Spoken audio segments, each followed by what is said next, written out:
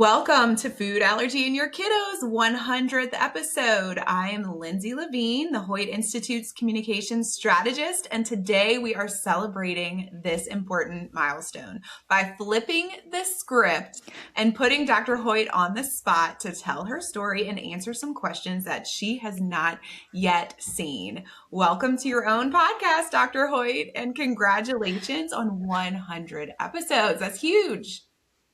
Thank you so much, Lindsay. And I couldn't do it without people like you, other people behind the scenes podcast, but really our viewers, our listeners from that time when I started this years ago at this point. So thank you. Yes. Well, we're excited. And before we jump into your work, I want to start with you because all of this did not happen by accident.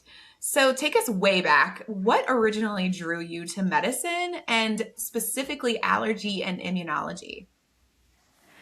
Yeah, I've always wanted to help people. And when I was growing up, people who were doctors were looked at as like very smart people and very like caring people and very, very well respected. And I was like, I want to be like that. And I did this program when I was in high school called Day with the Docs at LSU School of Medicine. It was so cool. And so then I did actually nutrition pre-med at LSU and loved it because I love nutrition. It's like hindsight is 2020, right? Like God totally knows our path, Absolutely. even when we're like, what is happening? But did nutrition pre-med at LSU and Go Tigers. then went to med school and go Tigers. And just being able to help people, I thought going into residency, I did a residency in what's called med-peds. It's combined internal medicine and pediatrics. So we're trained to help even very, very sick people who are adults, little kids. We do a lot of intensive care unit. But I knew I wanted to be able to take care of kind of all ages. Yeah.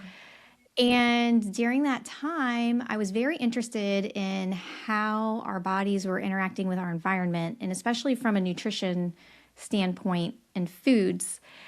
And one of my mentors recommended I look at allergy because I wasn't quite finding what I was interested in the GI world.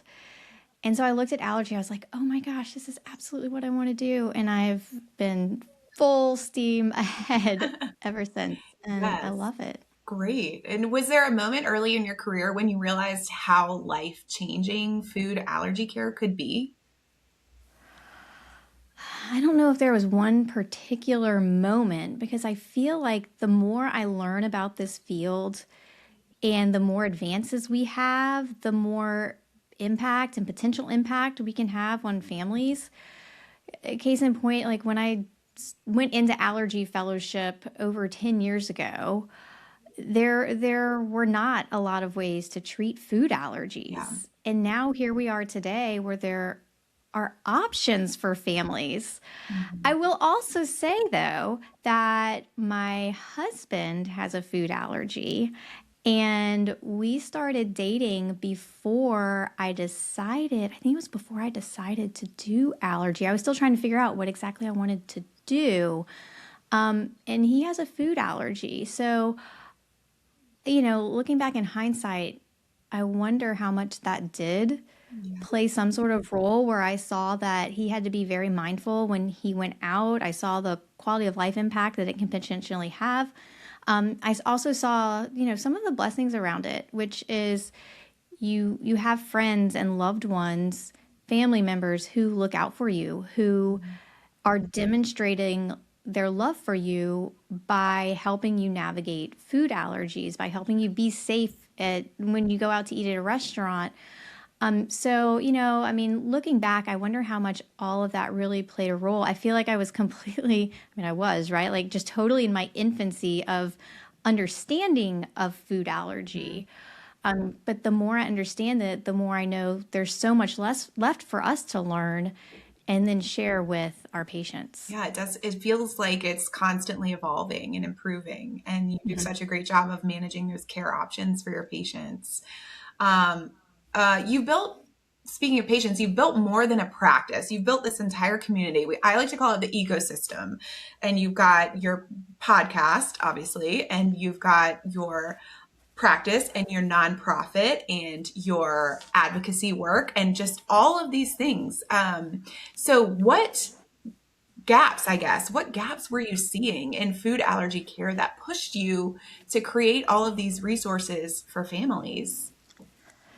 So I think there were two big things. One was clinically, the gap clinically. I remember I was at the Cleveland Clinic. I came back from the American Academy of Allergy, Asthma, and Immunology conference one year, and this was before Palforzia launched. Palforzia was the first treatment FDA approved for specifically for peanut allergy. It was before that was out, but I went to the Academy meeting and learned so much about oral immunotherapy, had already been learning about it, had already kind of done some in fellowship under the supervision of some very cool mentors. And I said, I just can't keep telling patients there's nothing I can do for their child. There is something I can do for their child. And even though I don't have this, what I thought at the time was some sort of like fancy magical peanut flour, even though it wasn't, it's just defatted peanut flour. I said, you know what? It's all about the protein, the peanut protein. And so I took what the academician researchers were doing with their protocols and converted it into a peanut butter protocol. And over the years, what's been amazing is that I've been able to connect with other allergists and really get plugged in with what's called FAST OIT, Food Allergy Support Team, which is this network of amazing food allergy focused allergists who are doing a lot of oral immunotherapy, sublingual immunotherapy, just really trying to be very proactive and caring for patients. Because that was the other side of it is, okay, so the clinical gap, right, is just being able to offer the therapies that patients need. The other gap is providing families with the information, the evidence-based, family-focused information, and that's actually how I started the podcast. Now, I didn't originally start the podcast, though. I originally started my blog, Food Allergy in Your Kiddo, and I used to call it an info blog. And I found myself writing, and I'm very particular when I write because I don't want to be misinterpreted. Because if a family misinterprets what I as a doctor say, even if I'm writing in the capacity of an allergist, not your allergist, I talked with your allergist about what you're learning today, even if I write in that capacity, then I would be part of the problem of providing bad information. And I want to be providing good information. And I was so meticulous about my blog posts, and it was taking me so much time. Around that same time was COVID, and I was home with my daughter. I had a newborn at the time, and there was this online course to take to learn how to do a podcast. And I was like, well, I can do that. Like, I like medical media. I actually love medical media. I love taking concepts that are medical and can be just kind of like difficult for a non-medical person, right? Because you're not medically trained. In discussing it in a way that anybody could understand it. Because at the end of the day, anything medicine, it has to do with our bodies, and we need to understand our bodies and our children's bodies. And I will say, us non-medically minded people really appreciate that. So thank you. Well, you're very welcome. Keep going. And so that's why I started the podcast, was because clearly, I mean, I can sit here and talk about food allergies all day with anybody. What I love about the podcast is I have no shame when it comes to trying to get like the best, like the most amazing experts for our audience to hear. I will just cold email people, introduce myself, send a link to the show. It's much easier now, right? Like, I mean, we've been doing this since 2020. Yeah, 100 episodes in. The 100th episode. But back in the day when, I was a newer allergist, I'm much more established now. I was a newer allergist. Podcasts were not as popular back then, right? And so it's just those two gaps that I really saw, and why I really am doing the things that I'm doing is because of the clinical gaps, but also because of the education gaps. Yeah, for sure. And you are just putting so much incredible information out there.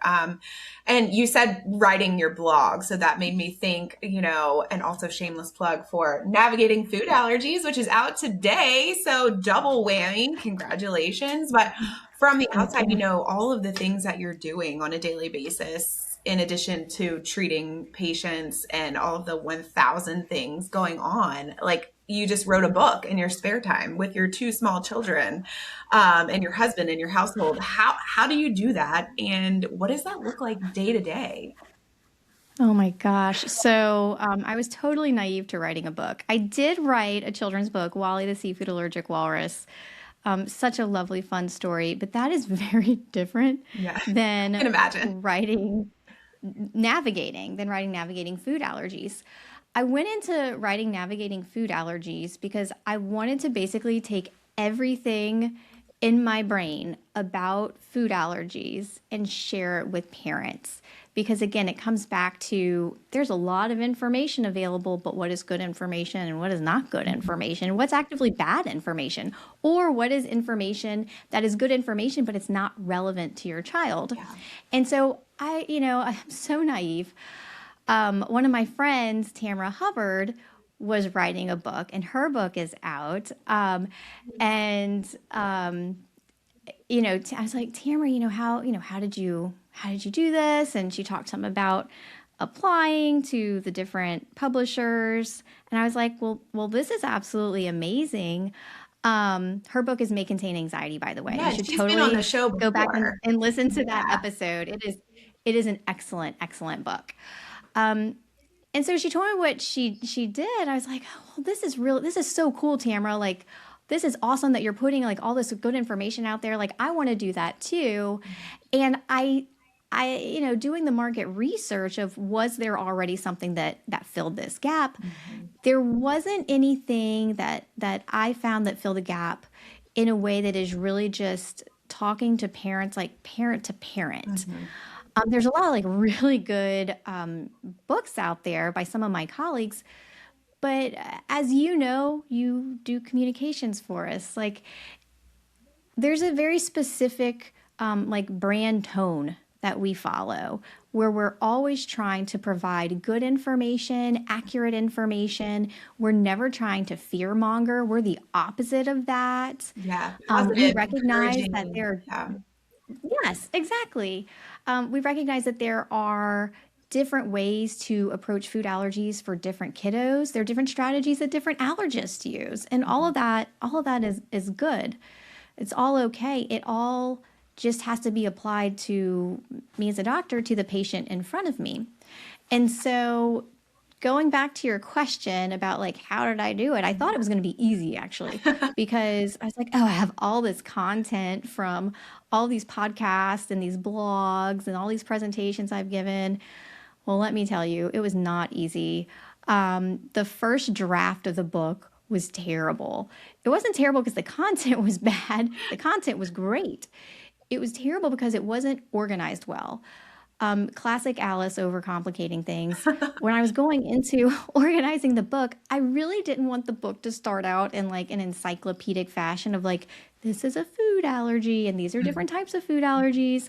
I really wanted it to be more of like, you enter the book from where you are on your journey, That's great. Yeah. but clearly that has problems. People are going to be in different places in their journey. And really, I did want to provide that foundational information to families, to parents in particular, about what a food allergy is, what types of food allergies there are, what is not a food allergy.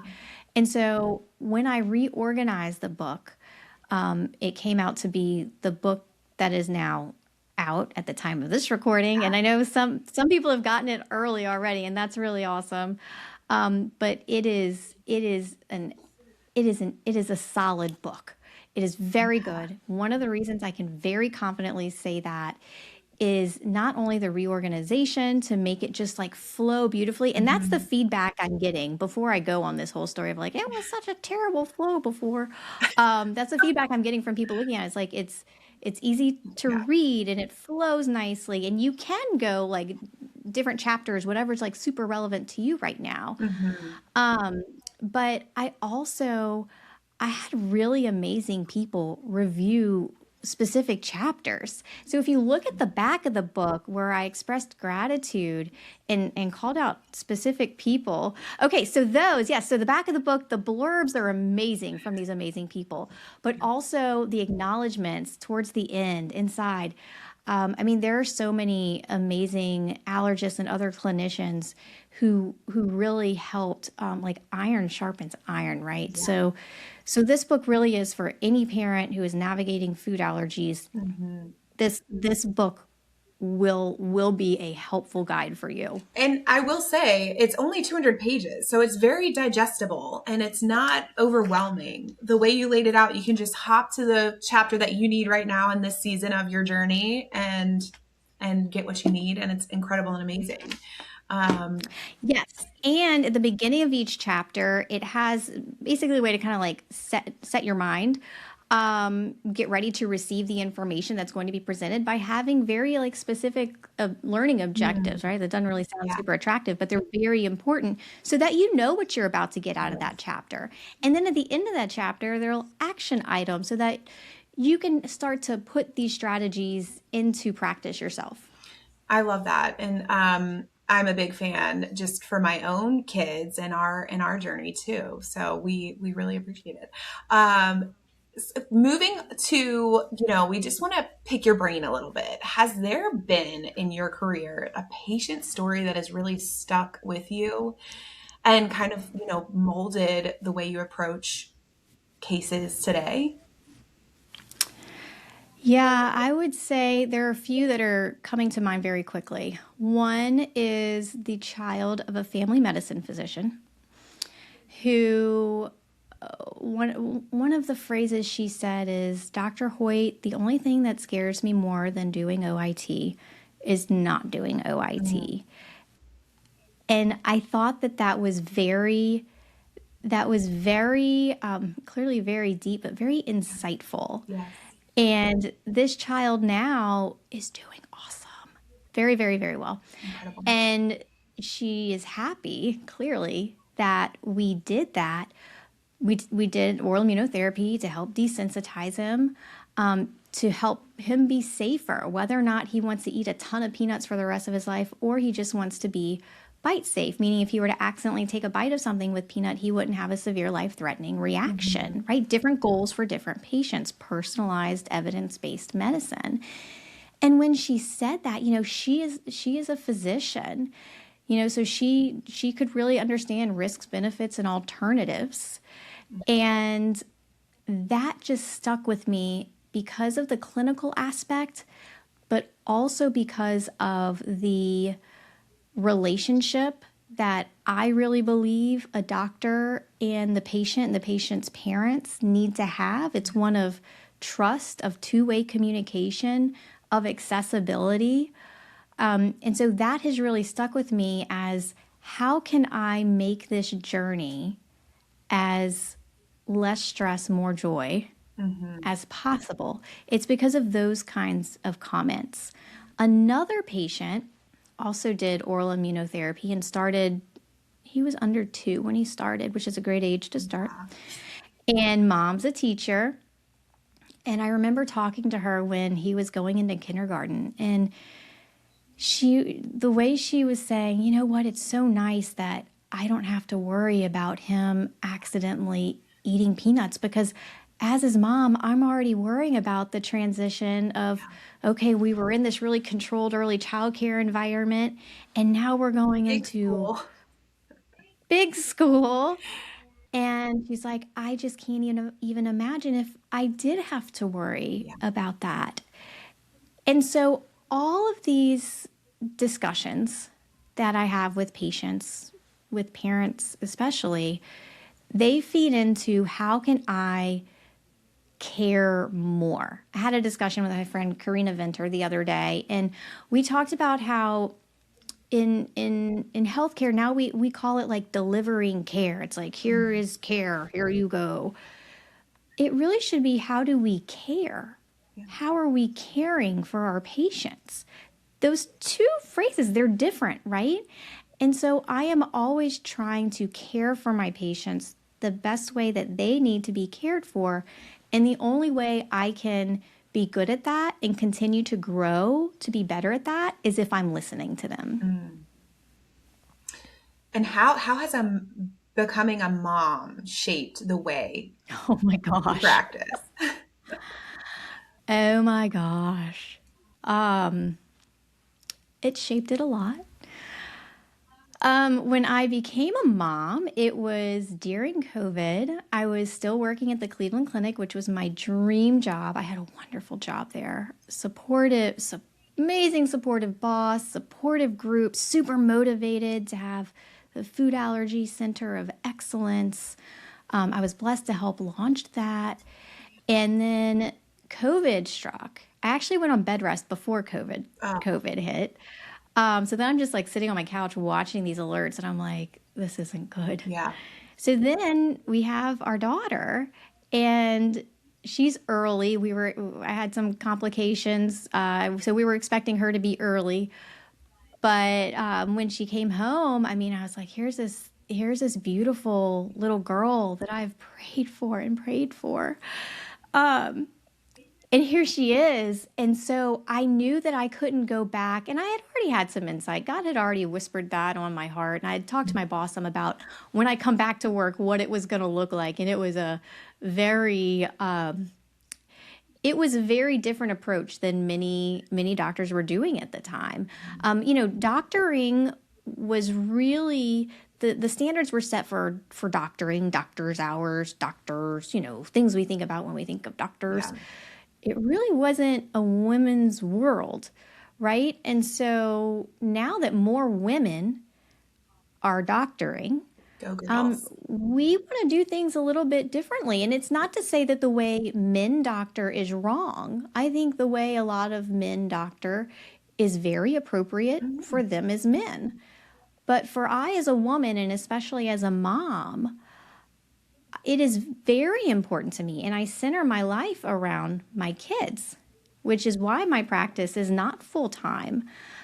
That being said, I use that insight that I now have as a mom, I also have a little boy, to try to make me a better doctor. Mm. And so when families are reaching out to me and it's after hours or whatever the case may be, then they're reaching out to me because they're a parent and they're concerned about something. And it's so easy for me to just I don't even feel like it's tapping into my momhood because I'm just like always a mom.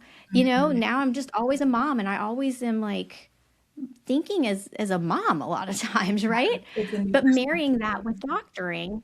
And so I find that maybe I respond differently because I can better understand where that parent's coming from Mhm. with that question, with that concern. Long story short, I think I'm a better doctor because I'm a mom.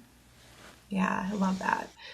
I heard you say that your practice is part time. That's why you're not full time. But the amount of things, as we've already aforementioned, listed out. I want to talk Touche. about specifically, just quickly hitting on the advocacy work that you're doing. So you've met with our national lawmakers, and you've done so many things for epinephrine access and for emergency preparedness in schools. You and your husband started Code Anna, and that work, we've heard stories of what you've created translating into actual lives saved. And I just want to understand how you found yourself in that advocacy space and what drives your passion around it.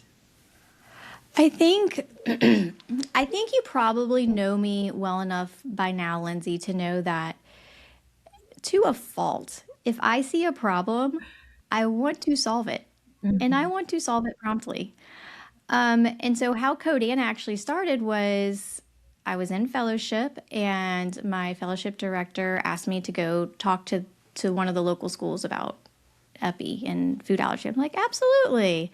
I had already done some school stuff in like high school and college, and I think I did some in med school too. But like I've always just loved educating.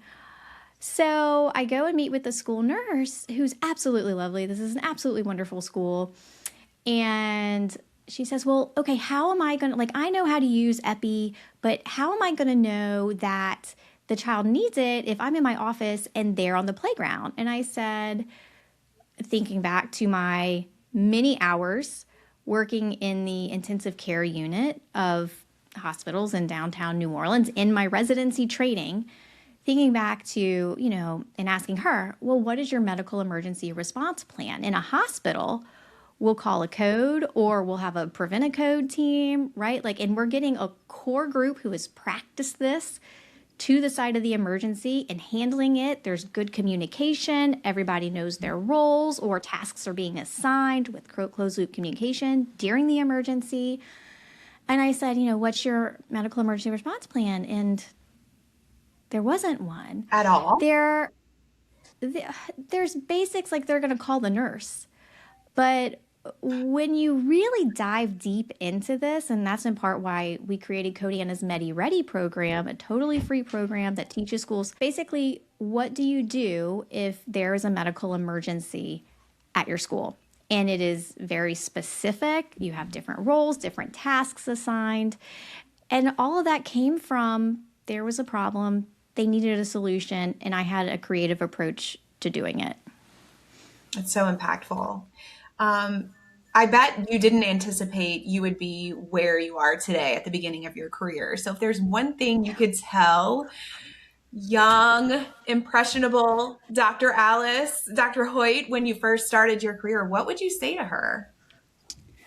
Oh my gosh, I would say accept who you are, be confident in who you are, pray for God to grow your strengths and improve your weaknesses, and go do it. Go do it. Message for all of us. I love it. Well, thank you so much, Dr. Hoyt, for letting us flip the microphone around today and pick your brain and tell a little bit more of your story.